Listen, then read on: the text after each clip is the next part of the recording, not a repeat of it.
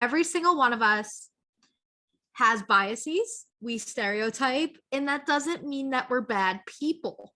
It means that we do this because it's human nature. So unlearning the ableism that we've been taught or that's intertwined in our culture is a first step before we start educating other people.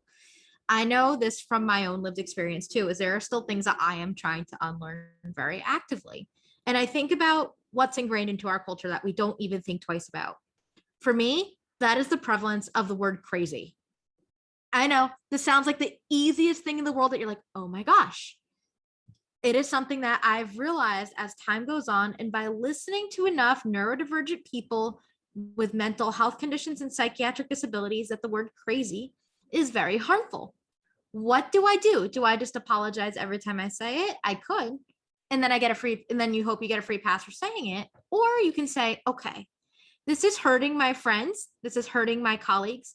What can I say instead?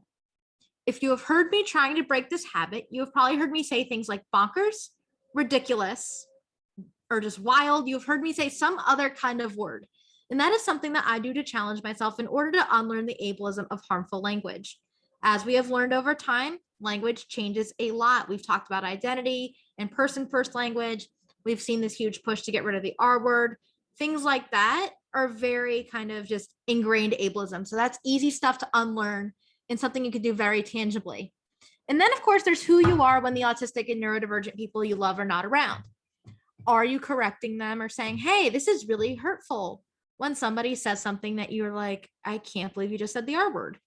And there are times I have to still do this with friends because they still haven't learned in them because they went to school back in 10, 20 years ago where this was very normal and it was an insult, haha, funny.